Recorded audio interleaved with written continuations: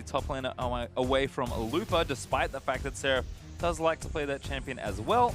And now it's just a matter of what's the final ban here for Echo Fox. Do they want to give over the Lulu? Are they afraid of a different specific champion on the EnVy side?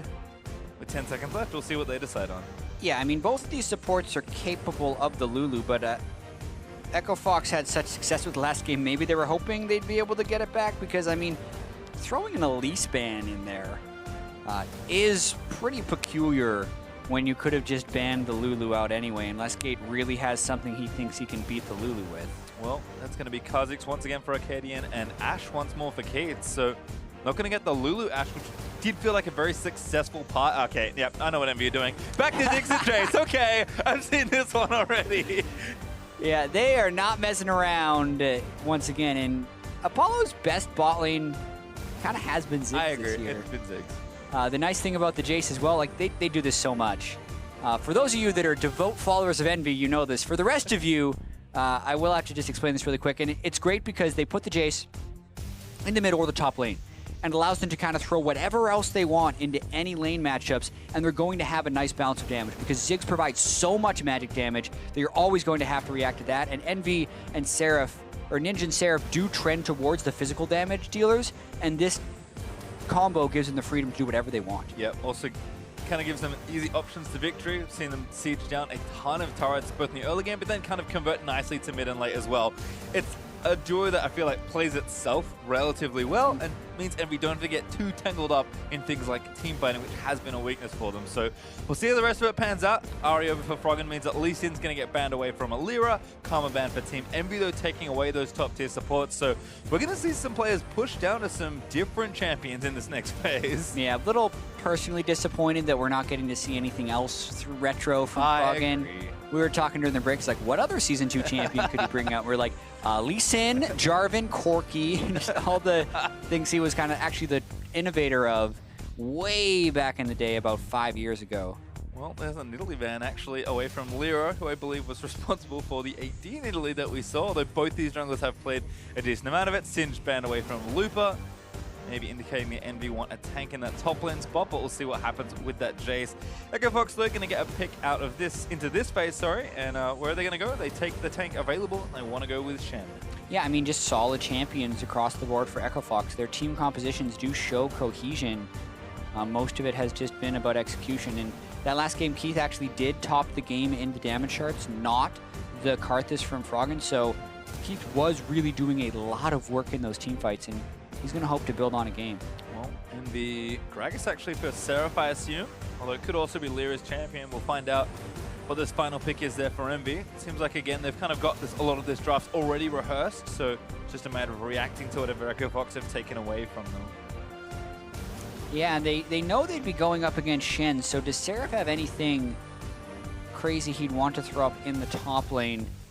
This isn't necessarily crazy, but it is definitely something that he'd want to be able to kind of bully the lane with. Definitely just to try a triple shove, carry the game through early game type composition for EnVy. Yep, so I mean, straightforward stuff. Win your lanes early, let your jungler be impactful with a champion like Gragas, and then start shoving down turrets and snowball into a big gold lead. That's been the EnVy story in so many of their individual game wins. The Echo Fox just needing a support now for Gate. Flick through a couple here and there, but might settle on Zyra actually, not the Tahm Kench. So a bit more aggression in that 2v2. Yeah, definitely stronger laning presence, not wanting to get super shoved in by the Ziggs and the Lulu. The Tahm Kench would have definitely offered more protection later in the game, but I feel like they probably just had a thought at the end there saying, we can't get shoved into 3 lanes because that's actually how we lose. Give us Zyra so we can win the lane a little bit better, and I think I agree with that choice. Yep, we'll see what Akaadian and LirA can get done. As always, junglers will influence the early game, particularly for these two teams that they've each gone off in respective games many times this season already. I mean, EnVy, I was actually kind of surprised to not see this in game 1, because I feel like this has been one of their best looking comps. They had the Jayce and the Ziggs, both as picks they could have taken, did not for it in game 1. We'll see what happens though in this next game here. I mean, Lulu Ziggs doesn't sound like the most inspiring bottom lane combo, but Lulu's strong enough, I'm sure it's just fine. Yeah, I mean, that is a good point where there's not necessarily a super carry they can augment, but Lulu has just been good at just general haste as far as getting people and the team around the map. Plus, it denies the pick from Ashe. I mean, from memory, one of the last successful EnVy bottom lanes with Ziggs had a Braum in it. So this has to be an improvement from that pick. If it was successful, then it works. Maybe I should have gone for it. We'll find out in a second, though. EnVy and Echo Fox going to line up for round 2 here. Echo Fox is going to try and seal this last win, end their season on a high note, and then see what happens tomorrow for EnVy. If there is any hope that they'll sneak into 8, they need to beat Echo Fox. They did it once already in the season. They'll need the second here, and then they'll need a couple of miracles in a row tomorrow. Exactly. I mean, still interesting in the fact that if either of these teams lose the series, they're 100% in the promotion tournament, and winning is all they can do to try and stay in it. So definitely the definition of a must-win. Well, we'll see what happens here. This is the last game for the season here, potentially for Echo Fox. Last match for them, certainly. And we still with 1 to play as they're going to group up as 4 down towards this bottom half of the map. We'll see if they're trying something sneaky. As Gate and Keith into the brush already, but Froggen's going to join them. Yeah, there are more EnVyUs than there are Echo Foxers. It's interesting how Echo Fox is kind of so far in the back of the brush. Like, what is the point of saving so many people in the brush if you're not going to punish an immediate face check? But in this case, it could save them. Certainly could. Gate actually just getting the seeds going, so we'll have some damage here, but EnVy are going to be very patient. That's a recall from Froggen. Yeah, LirA will eventually have to go prep the jungle, and Ninja has no teleport either, so they can't really stick around there. Well, that was uneventful, but LirA and Ninja off to do what they need to do. Start off the jungle path. Up! First damage goes to Keith. Looks like he won the early trade, although back in for Hakuho. Bouncing Bob did miss there from Ziggs, and that's a lot of plans from Keith. But unfortunately, EnVy will not be able to stop them. Yeah, it's going to give a nice early shove for Echo Fox, having that much threat already pre-planted in the lane. Ninja going to help out just a little, get some rapid damage done. LirA to be able to take them down with relative ease. And looks like Seraph did get a ward actually into the red buff, so has early vision onto Akaadian, who started on the blue side of his jungle. So no Raptor start actually for Akaadian, which is kind of interesting, but see if he has something different in the path sorted out, as Hakuho takes a pretty ridiculous amount of damage here at level 1. Yeah, I have seen Kha'Zix, even though he benefits from the level 2 Raptor start almost like anyone else does, still be okay not starting that. You're still going to be hitting level 3 very quickly off the side. The blue buff to Gromp is the most efficient part of the jungle for Kha'Zix because he gets the isolation on both of those camps. I think it's Moon who does 2 points into W, which doesn't actually give you much. If you just spec E, you can get the same amount of damage on the Raptors with that, and then W, E, and then kind of hop around. See what Akaadian ends up doing. He's just going to skip the Raptors entirely for now. Looks like he's just kind of farming through. LirA doing the same though, so junglers are going to end up on a similar side of the map here towards the top lane. We've seen Seraph get aggressive last game in a tank matchup, now with Renekton in his hands. Going to try and do as much damage as he can to Lupa, particularly once he gets all 3 abilities. Whoa, Akaadian actually being really sneaky right here. Doesn't even get red buff after doing a blue buff side and would getting top. This is going to catch Seraph by surprise. Yeah, he went around the wall to really smart stuff from Akaadian. Taunt there onto Seraph. They're looping, locking him down. He does have the flash, but I don't think he can get out yet. Does get the stun down, but Seraph just trying to run away. It's first blood over to Lupa. Yeah, a huge opportunity cost from Akaadian right there as he didn't clear any of his jungle, and now it may actually get taken away by LirA, but still a worthy first blood. The question is he's leaving himself open to get punished if it gets punished. Well, we'll see if LirA takes it away. No smite here for the Gragas. And Froggen also protecting, the Raptor camp there, despite the ward that EnVy got. I believe that was Ninja who placed that down. Seraph first blooded again in 2 games here, but TP's back with a second Doran's. LirA, though, it looks like he is going to get away with this steal. So Akaadian does cost himself a major buff here in order to get the gank off. Yeah, LirA hasn't gotten the Raptors or the Krugs, which are also very valuable camps this early in the game, but hurts Akaadian not being able to get his red buff until what will be about 9 minutes into the game, and I think a very worthy counter jungle by LirA, even if he wasn't there for the first blood. Yep, Hakuho again taking damage there from Gate and Keith, who are looking good. Again, plenty of damage here 2v2, and I think this is what they were looking for as far as their dual lane matchup goes. I mean, Apollo eventually will be able to shove this out pretty quickly, but right now in the early levels, getting zoned pretty heavily. A bit of damage onto Keith, but Ziggs not doing too much there. Roots are going to miss.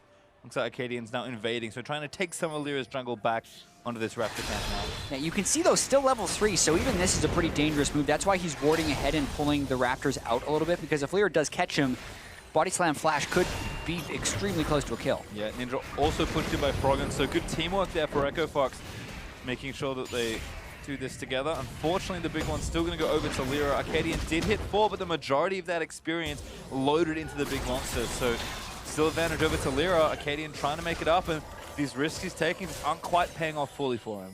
Yeah, it's still paying off for the team because he is down 100 or so gold to LirA and also a level, but then it's given Looper hopefully a lead in that lane with the kill. Yet to shop to take advantage of it. Yeah, Seraph again aggressively TPing back in, still shoving those lanes up. I guess Akaadian with that red buff going to feel a little less threatening. Ninja backing onto Froggen, though, he does get the pass through on the Orb of Deception. Ninja unleashing, going to go for the tower dive. Almost nabs a solo kill, but ran out of mana. Yeah, Ninja running under the turret with no mana. Normal sight in the North American LCS, but it ends up being a safe, good harass pattern. Thing is, since he did take that turret shot and run himself completely out of mana, Froggen's going to feel safe to finish this wave before recalling, and the ultimate CS cost is going to be extremely low. Yeah, it should be back to even as far as overall farm goes. Ninja does go back and grab a Hex Drinker, though, so things looking good there. It looks like a lot of swords left for Seraph, though, as he gets double longsword now, building in towards that Warhammer, but Looper just taking the farm. He's actually going to shove the way back in as a level 6 Shen, and then go back and finally get his Shopman. He can TP back to lane if he needs it. He can ulti out if he wants to from base, but Looper, just with the early pressure actually from Akaadian, off to a really nice start here with the Shen. Yeah, grasp Shen against the Fervor Renekton. Renekton would win in a super long engagement, especially with all these items. I mean, Looper, at this point, I think he definitely should have recalled. The fact that he's sticking around for yet another wave, it speaks a little bit to greed to me. He's sitting on 1,800 gold. I mean, Akaadian's also behind him, but LirA also sitting on this side. Seraph now with his ultimate, so should have an advantage in combat. I wonder what breakpoint Looper is waiting for, but this is very greedy. Maybe spending too much time with Froggen, but we'll see if it costs him his life here. LirA not coming up for the gank just yet, but again, Seraph will easily win all these trades, particularly that Looper has not gone back to purchase any additional defensive stats. Yeah, and I felt like he was at a point where he had a map pressure advantage, knowing Seraph's teleport was down, knowing Looper was going to be able to shop and have a gold breakpoint. Could have, with that gold, built armor as well as a Bomby Cinder if he wanted to help shove out, or he could have gone Tiamat towards Ravenous Hydra. There's a lot of things that would have given him an early lead, but now he's kind of lost the pressure in that lane because he had to concede so much to Seraph, and he just got one extra wave out of that full delay. Full Chain Vest and a Bomby Cinder, where he could have done a Cloth Armor Bomby Cinder and been back much earlier. Yeah, he's going to TP back in, but Seraph's TP is going to come back up, so that global pressure kind of back to even. Looper again does have the Stand United ready, so can join in on something like this red buff invade if he so chooses. Akaadian looking to take this down from LirA. Smites are up for only one jungler, that's Envy. Akaadian trying to delay. It's a few seconds until his smite's back up. Arrow going to miss from Keith, so that is probably going to call off to play. LirA might chase him down, does have the flash ready. Very boldly walking into the jungle there, kind of confident in the control the rest of the lanes have. Looper and Seraph though back at it, and Looper starting to win a few more trades. Taunt's good. Grass is going to proc in onto Seraph. Seraph still the ultimate, now going to be forced to burn it. Gets the trade back in onto Looper, getting a good amount of health back from that empowered Q. Looper is going to hang back and take the trade up.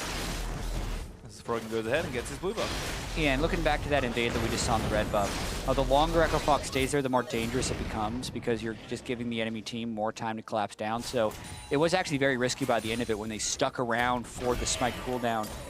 Somewhat lucky to not get punished by that. Well, looks like again Apollo still taking a lot of heat here in the bottom half. Once again, Keith will be going for Bilgewater Cutlass, so later the Wrong King into Hurricane should be the build again. But Apollo, with the last chapter already done, should be able to much more easily clear these waves out and hopefully not get pushed in as much. Keith's still with a CS lead there, so somewhat troublesome. We'll see if this lane gets any better for Envy.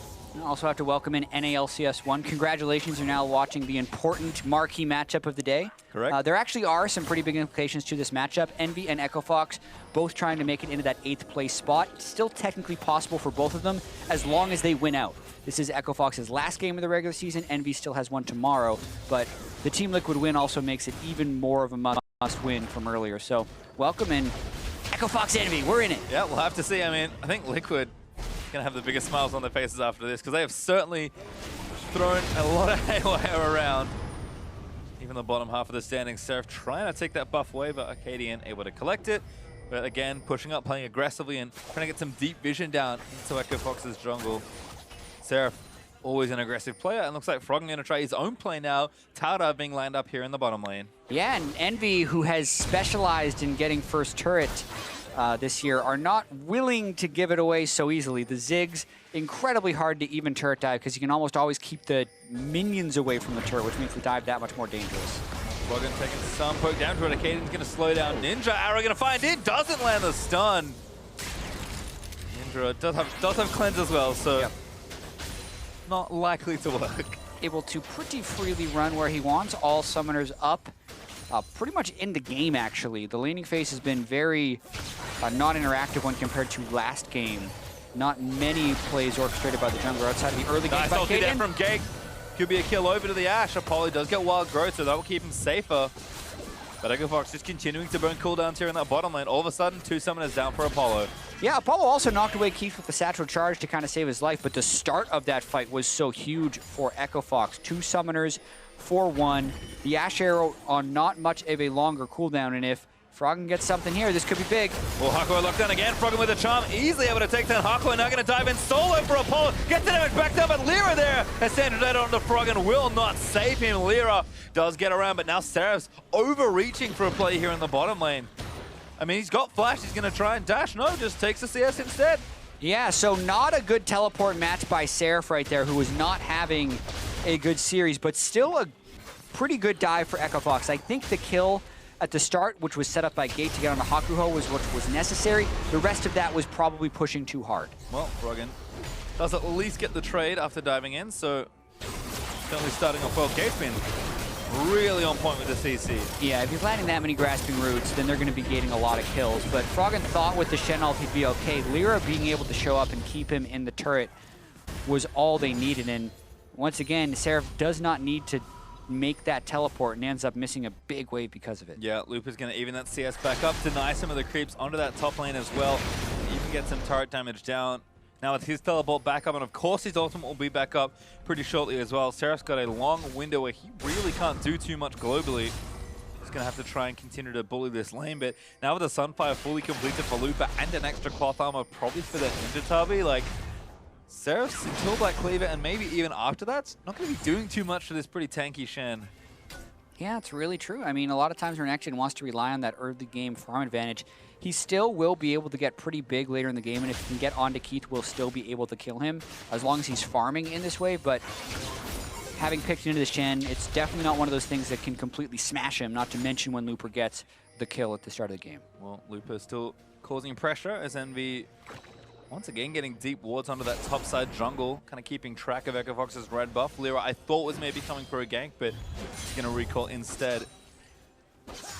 Looper is going to chunk these down. Seraph now rejoins the wave to get that going out for himself.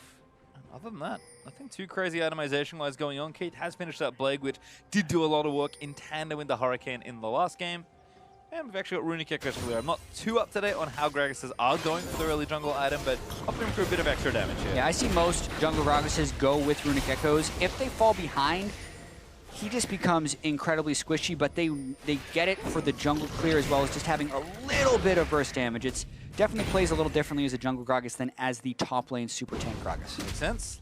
You're looking good with the Giant's belt, so does have some early tank sets up as well. Gonna look for this red buff so many minutes ago now. Felt like Akaadian wanted desperately.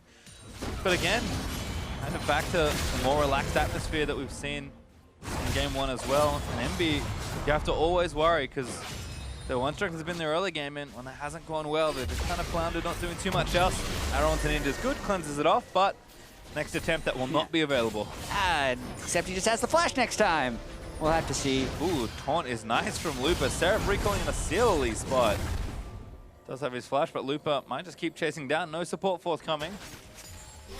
He walked over the control ward that Lupa's put down there as well as Keith eats the shock blast in the mid lane from Ninja as the dual lane has rotated into mid lane now for Echo Fox.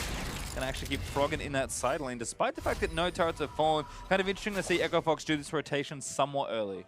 Yeah, and they're really close to losing that mid lane turret. I think maybe Froggen just wants to get out of that situation a little bit. He is being shoved in by the Hex Drinker Jayce more often than not, and because of the roam bottom side, he's lost his foothold, at least on the pressure in that lane. So when they move 2 people there, they're hopefully trying to kind of delay what would be the first turret going down. He's going to take control of the top side Scuttle Crab. Fox again, happy to play it nice and chill. Lupa trading well onto Seraph here. Does get stunned, but Shen pretty tanky in these stages, and Seraph does kind of need to complete that first major item to maybe combat a little bit better. Apollo chilling things out. I mean, can also get the siege happening here as well. So again, another cancel.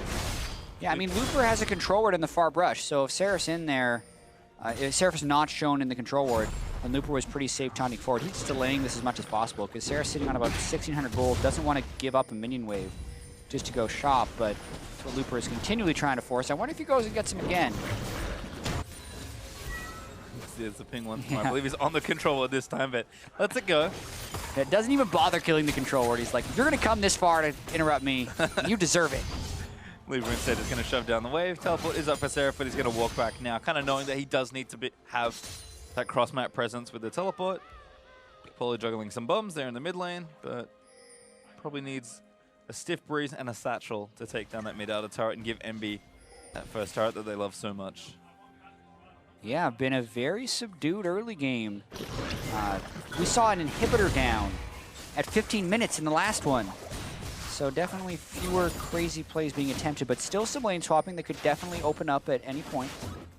It's kind of funny to see that Echo Fox are playing a similar style to Game 1, just kind of without the same scaling. I think part of what I liked about Echo Fox's Game 1 comp is that they had a lot of insurance built in with the likes of the Kha'Zix this time. A lot more pick and mid-game focus, but when they don't find the picks, that's it.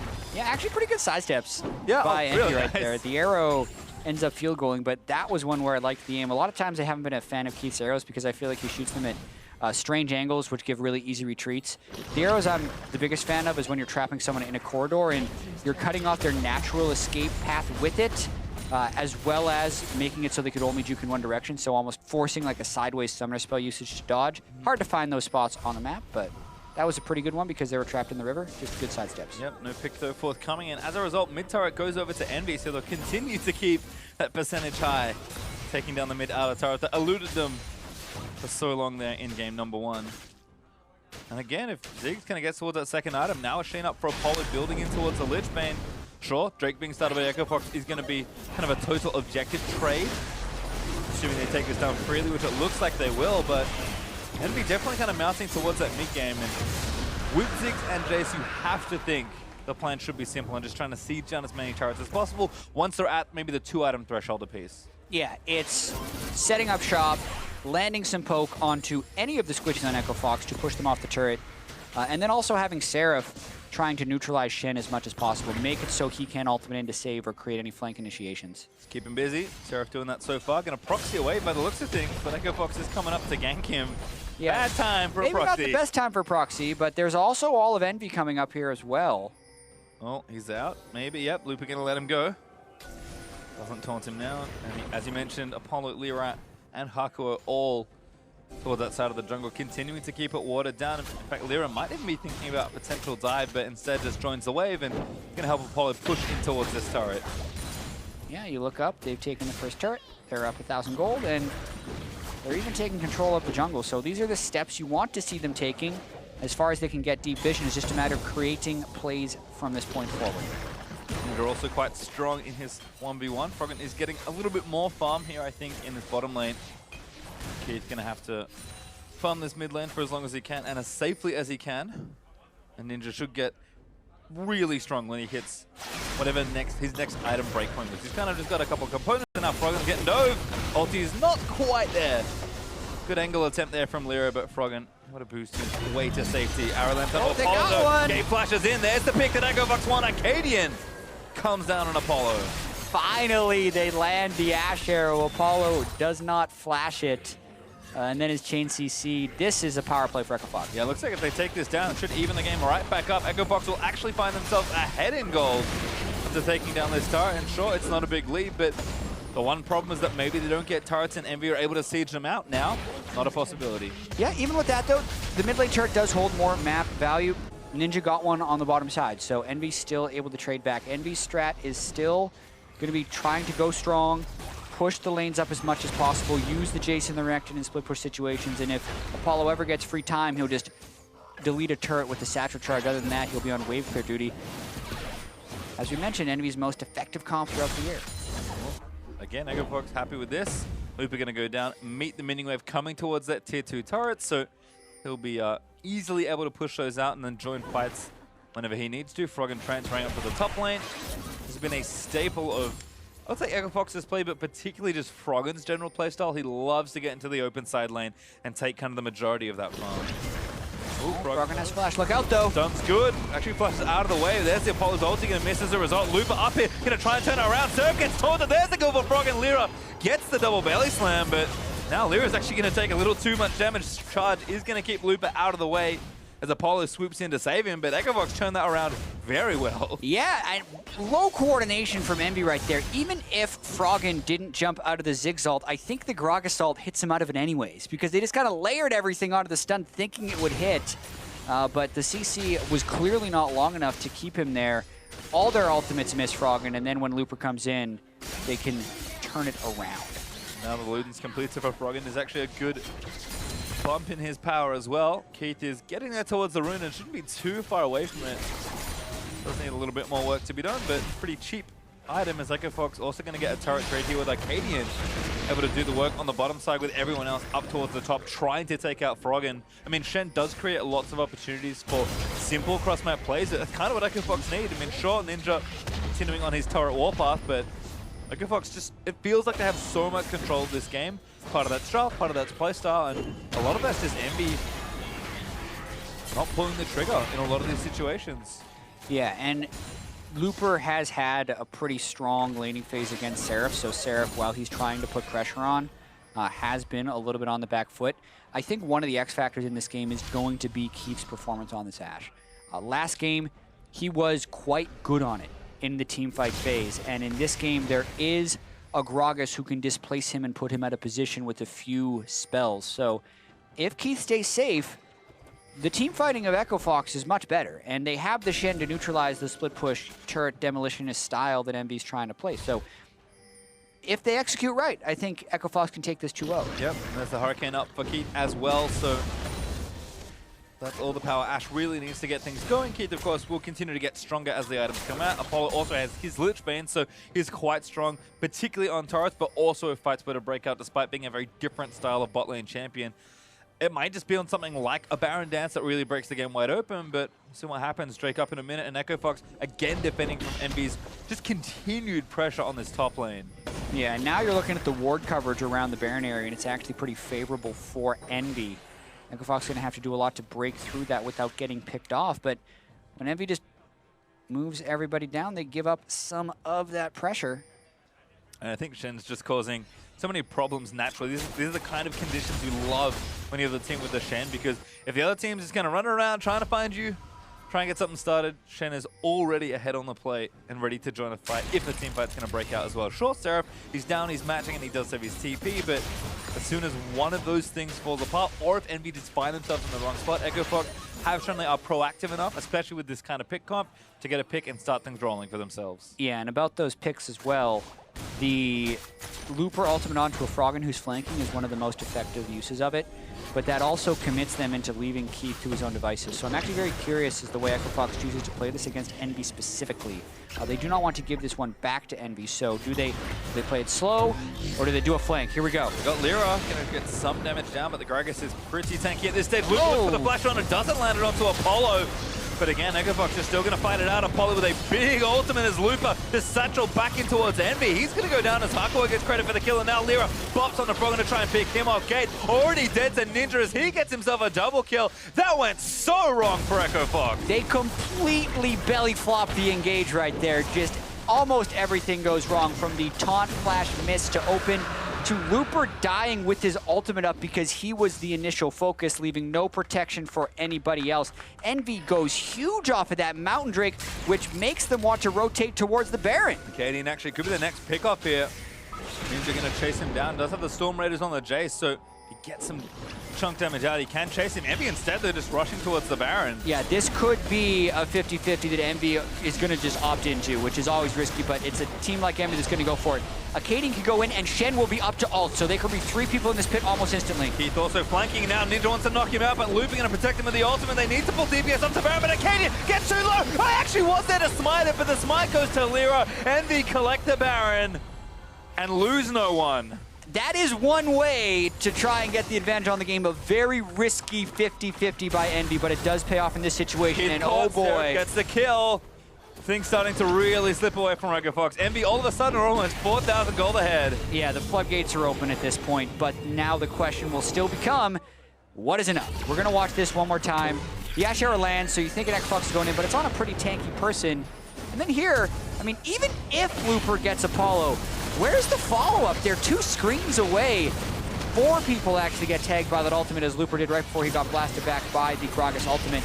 Then the continuation turns pretty easy. Nice snipe by Ninja on the backside before concluding double kill into Froggen and Ahri. And look, credit to Envy. That was very well played given the situation that was in front of them. But EpicSkillshot just did not need to present themselves so easily to Envy. As a result, that dyssynergy we called out with the Ziggs ult and the Gragas ult looks great in that fight because they do them in the proper order. And now Envy with a Baron buff and a Ziggs are ready to knock down some structures. Yeah, outer turrets available in all 3 lanes. Envy with already a 5,000 gold lead. We saw an 8,000 gold Baron power play by EpicSkillshot last game. Probably unlikely to see the same level of one, but Envy would be a team to try and go big. Oftentimes they go home, they don't make it, but this is an opportunity to do so. Well, we're going to have to get something done here, so they're going to start things off in the top and mid section. In fact, Seraph also pushing, so Envy kind of maximizing that greed you talked about, looking to get as much damage done as possible. He's clearing out the top wave, so we'll see if they consolidate power and kind of get the guaranteed turrets here, but maybe they're going to run it through mid. The EpicSkillshot trying for a flank. Arrow misses onto Apollo, though. So that arrow is going to be down, and Keith is eating damage from Ninja. Apollo as well with the ultimate follow through, and Keith now has to back away. Akaadian gets pushed off the turret by LirA's ulti, and Envy get their first turret. Mid-tier 2 is down. Yeah, Keith isn't there to wave clear. Seraph's going to pressure this one up on one side. At the very least, they get 2 outers. They're actually taking this a little bit slowly. With the poke they'd gotten onto Keith, you could have made the argument to push through for the middle inhibitor. Tosses the satchel in, and that's going to be that next turret.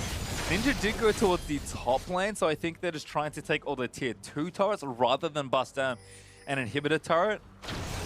I mean, certainly it's the safer play from Envy, and it's the one that's the simpler play that I think teams know how to make innately, but I wouldn't mind a little bit more risk here from Envy, but they've certainly been a risk-averse team, with the exception of that Baron 50-50 that got them into this position. Man, I mean, risks that you're willing to take when you're a 3-13 team. If it's a 50-50 for victory, that's a great percentage to take in that situation, even though there are ways to prep that better. Watching this one, though, with the 7,000 gold lead, they're just going to keep the pressure on. Yeah, it looks like they might have enough. Baron buff still up for quite a while longer, so my understanding of that timing. Certainly Envy know that they have more than enough time to prep these waves and knock down those 6 turrets, as they do have the turrets go up by 4 over EpicSkillshot. Again, inhibitors are going to stay safe, so EpicSkillshot don't have to worry about that, but there's another Mountain Drake on the way soon, and if the Ziggs Jayce team ever wanted anything more, extra Mountain Drake's probably high on the list. It just adds to what they're already good at, so there are ways where you think, hey, that doesn't necessarily help them as much because they were already going to excel in these situations anyway, but it does get to kind of this critical mass point where, oh yeah, Ziggs can walk up, auto-attack, and press satchel charge, and the turret dies. Then you think, oh, okay, that actually puts them over the top, and I think double Mountain Drake in this situation is that. It's the latter, where it will be very effective if they can get it. Well, it looks like Keith's going to try and get some parity back. Tower's going to go down. Ninja here, but gate behind Keith. So Fox's dual lane should be okay. EnVy, though, busy prepping on the right-hand side. Big Baron power play, almost 6,000 gold.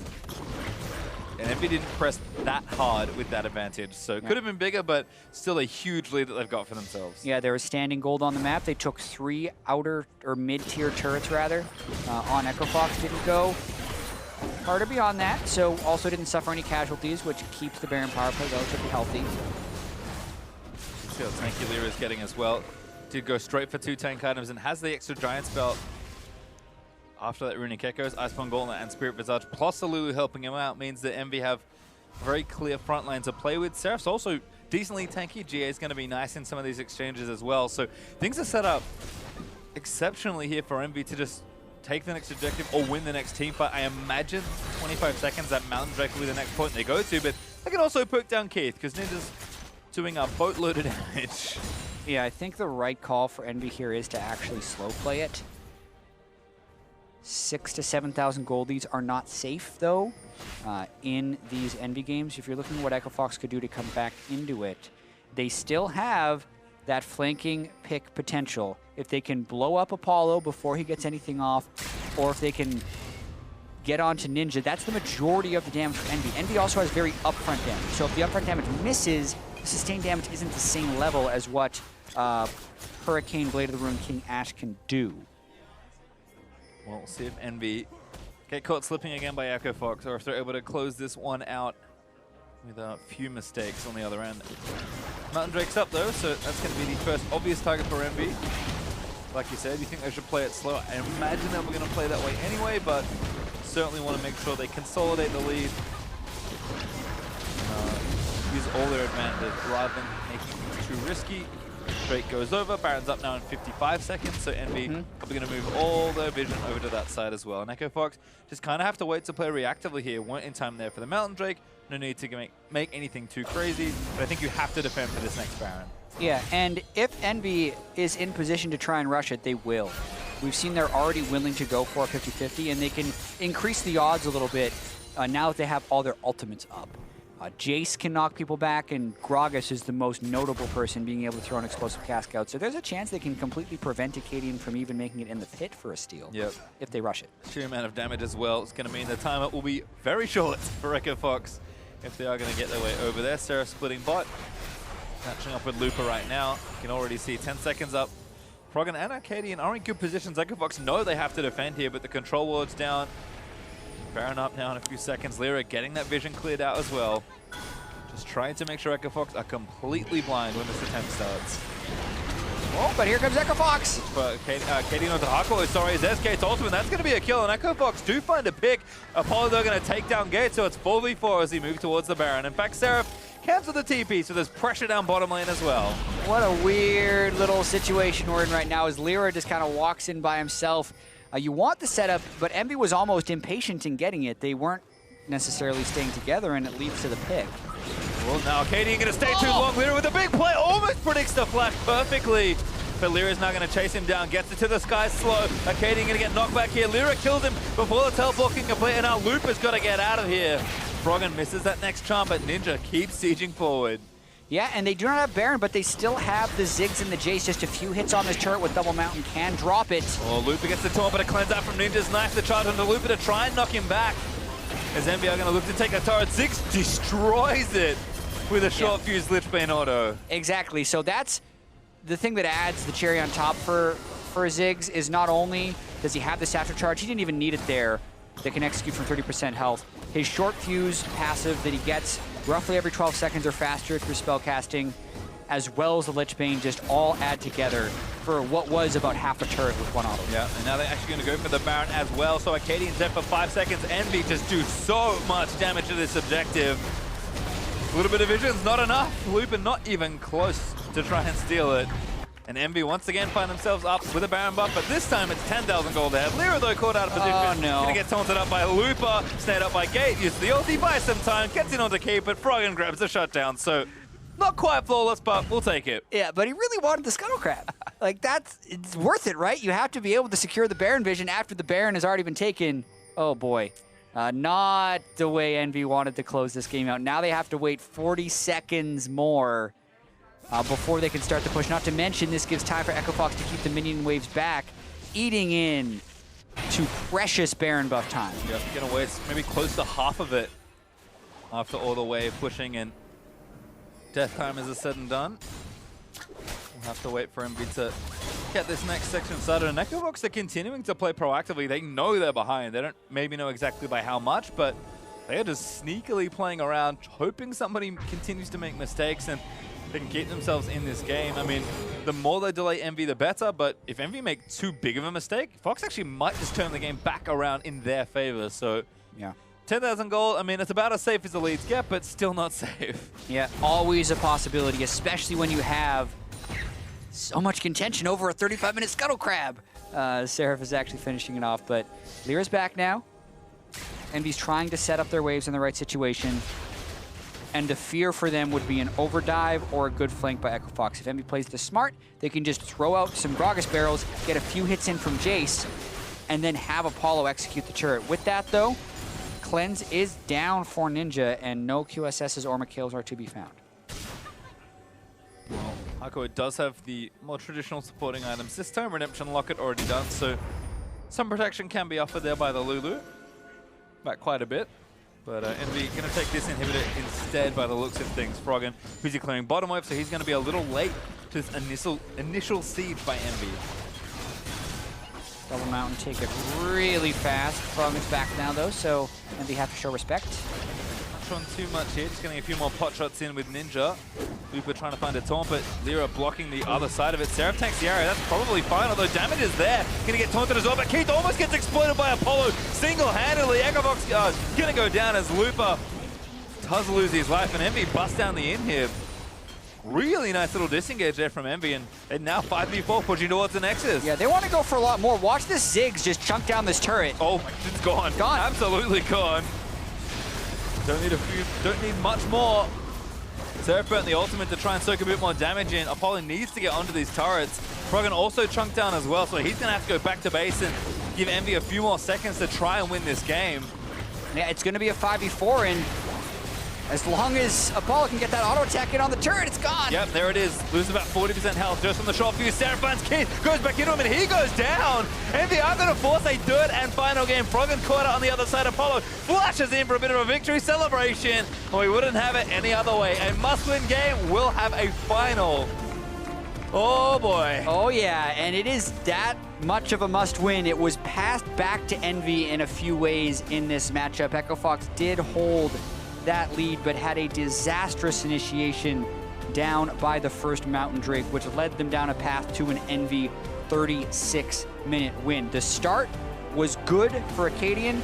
Froggen had a good start on Ahri as well, but once that turret pushing got rolling for EnVy, there was no stopping it. Yeah, and again, played it pretty slow, but understood the strength of their comp, and then did make a proactive decision with the Baron buff. That was the thing to me that, like, EnVy at one point, I know they're a very risk-averse team, despite having such good early games, but at some point, you need to do something to try and push the game in your favor. That Baron call was it. It was risky, but LirA's smite was true, and that actually set up the rest of the game for them. Yeah, I mean, I normally am not a fan of 50-50 Barons. It is something I am pretty much against, and when you have a Kha'Zix coming with a Shen, that basically turns into a 50-50. But as we mentioned, if you're a 3-13 team, 50-50 sounds pretty good. Yeah, like right? So it's worth it in that case for EnVy to go for it because they can't create those plays in any other way, and it worked out. Well, it certainly works out for this game, but for a deeper dive on that particular game, we're going to hand it off to the analysts. Thank you very much, gentlemen. EnVy evening up the series, 1-1 here, pushing it to a Game 3, and once again, keeping their hopes of avoiding relegation alive here. There is still that possibility of a three-way tie in which EnVy actually ends up in 8th. So, again, I'm constantly amazed at the fact that we're still talking about the possibility of our 10th place team avoiding relegation here coming into the second last day of the regular season. Right, like coming to the last day, we don't know the #1 team. We don't know the team there. We don't know who's like the last team in the playoffs, and we're not gonna even know who's getting relegated on the last day of the season. That's crazy. Yeah, I love it. I love it. It's gonna make tomorrow's games all that much more exciting. Of course, this does still require EnVy to close out this series. So they've done what they needed to do here and pick up Game 2 to extend it to Game 3. And let's work our way towards that third third game. Here for EnVy, though, once again, we see some early moves made by LirA, but I think the big thing here is that Jayce pick up in the mid that you talked about for Ninja. Yeah, I said at the end of the last game, I think the Jayce pick is one of the few champions he looks really comfortable on, where he is able to make a big influence over the course of the game. Yep. So they grabbed the Zig pick early on to make sure that he's going to be free to do that, add the magic damage to the team comp so that they can get Seraph also on a champion he's pretty comfortable on in Renekton. So they end up with this really well-built team comp overall, and despite the early game not going great, this is one of the few times that EnVy doesn't need a lead to actually win as the game goes on, because they're finally on champions that they play well in the mid to late game. And ultimately, I do love that Ziggs pick for lower tier teams that sometimes struggle to actually take turrets, because you only need a half a second next to a turret to deal a substantial amount of damage. And we'll get to the late game where they were able to close it out, because as you mentioned, it wasn't the smoothest early game for EnVy. Again, remember, this is the battle of the two teams at the beginning of the split were the early game dominant teams. And this time around, EchoFox getting out to a little bit of a lead, and at one point even kind of throwing it back to EnVy with a bad team fight 24 minutes into the game. 3-for-0 around Dragon for EnVy, but off of the EchoFox engage. And the big thing here is the fact that people always talk about Looper is like, is he too far ahead of his team? Is he frontlining well and his team's not following up? Well, I think this is one of the times that you can definitely say Looper is way too far ahead of his team. Even if that lands. Right, like what's going to happen? You know, Froggen's going to blow 2 ult charges trying to get in range. There. Yeah, and there's still a front line in the way, so there's no way that anyone actually follows up on that play. Makes it very easy for EnVy to, with the ability of Ziggs, just kind of throw damage at the backline, combo with the Gragas ultimate that chunks out the backline. Ninja's able to clean that one up while the rest of the team is then dealing with Looper. It's pretty much the ideal team fight for EnVy. Off the back of that, they grab the Dragon, they grab the Baron, and I think they got around a 6,000 Baron power play, so you see that gold graph just shoot up right there around the 25-minute mark. All the more punishing, too, that he's the only frontliner for the team there. So when he does go for that engage and it doesn't come out the way he wants it to, well, we've just lost our frontliner. That gave Gragas permission to kind of pincer in onto the backline and pick up those kills. Of course, the Baron then goes over, and we saw some time elapse before the game ultimately went in EnVy's favor, but once they had control, they kept it, and they closed it out in, again, a relatively smart fashion. We did see a couple times, hey, pick up the Baron, and then LirA dies while doing Scuttle. There's absolutely no reason for that to happen, and those are the kinds of things that those are the kinds of mistakes that we expect you as a pro player to avoid 100%. Like, you should come in to the LCS at that level, knowing that you should back with your team and push as 5. Right, it was really greedy. He was like, I think he was working on the Scuttle Crab, maybe trying to grab just that little bit of extra gold for some item he wanted to finish. But either way, I think the big story here is the fact that EnVy did not have that good early game. Right. They were still ahead of gold, only about 1,000, but not significantly. Froggen had some roams early on to get some kills. And then they win a team fight in the late game, which is where, and that's kind of the bane of EnVy, was that they couldn't win team fights, and it's really hard to win a game if you can't win team fights, but this time around, they're able to do so. And then, like you said, sure, it wasn't the cleanest play with the advantage once they got it, but they never made that horrible game-ending team fight throw where everyone dies and gets aced. It was like, oh, someone got picked where they shouldn't have. They traded 1-for-1 when they shouldn't have. Those kinds of situations. Exactly. Player of the game going to Ninja on that Jayce. And while we talk about his solid performance here on Jayce, I do also want to talk, though, about where this could be worrisome for EnVy, because it feels like their win conditions are so narrow. If Ninja only looks good on Jayce and Talon, well, hey, I could just double ban him and we'll never have to worry about EnVy again. And so, although I'm glad to see them finding some comfortability on certain champions and paths to victory on certain champions, it worries me that their pools are not large enough, that their playbook is not large enough to actually come away with enough wins. Right, it seems like the bot lane can play enough things. It seems like LirA can play whatever and he'll do well. Right. And then you just look at the solo laners who seem to need either like specific counter picks or specific champions themselves. The nice thing is that moving on to the red side, they will have that kind of counter pick advantage. So maybe they can find something and start turning some kills around like the top lane, maybe get Seraph off the ground or Ninja again. He had a great game on Jayce. You're just scared if, you know, first round bans, you ban the Jayce, second round bans, ban the Talon, and then, you know, what does EnVy do after that? That's the thing. Do or die time here. Once again, have to win both this game here and then tomorrow as well for EnVy if they have any chance at that 8th place slot. So let's work through it one game at a time. Here in Game 3, as you mentioned, we've got the counter pick, but I have to assume that EchoFox will react to the Jayce that they saw in this game. So assuming he cannot get the Jayce and maybe even not the Talon, from the perspective of EnVy, What do I want to put him on? Again, am I putting him something on simple execution that I know is going to be relevant pretty much no matter what? Or am I going to give him a playmaker and let him, put his money where his mouth is? I think you need to put him on a playmaker. We've seen him on control mages before, like the Ori and Cassio and those kinds of things, and he just doesn't look super impressive. I don't mind him on the Ahri, which he played in game 1. It wasn't the best performance on the Ahri, but it wasn't awful either. I think the Karthus counter pick that they had was very surprising, so maybe in this case you just hold your mid pick for last. Froggen will have tons of stuff he's fine playing blind, and you're not going to be able to exploit him too hard, but if you can go even with Froggen and then maybe make a couple plays around the map, or just let LirA run wild while you hold Froggen in mid, I think that's all he needs to do. Now, and in this draft phase, if we talk about the way that EchoFox approached game 2, the double ban there in phase 2 towards the jungle, both the Lee Sin and the Nidalee bans coming through, once again, didn't seem to have too much effect on the outcome of the game. In terms of the fact that,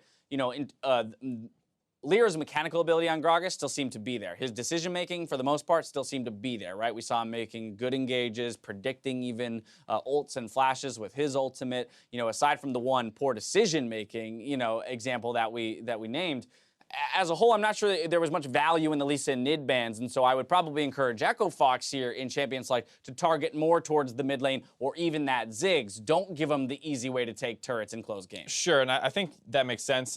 The thing is, I still respect the Nidalee ban a little bit because you probably don't have much experience with it, and even if you do play against it, have you really played against LirA's Nidalee? Right. I don't think it's quite the same thing to say, oh yeah, we played against some random Nidalee player. I think it's a big difference between the two, and I can understand wanting to take that off the table. His Lee is also extremely good, but like we said, at that point, Lee is not like a super power pick, and Ninja's going to perform on something else, so maybe not the Lee Sin ban. All right, well, it's time for both of these teams to leave it all out on the Rift. The teams are tied up. Only one can claim the victory. Meet us back here for Game 3 to see which of these teams stay alive and who is headed for the promotion tournament. We'll see you soon.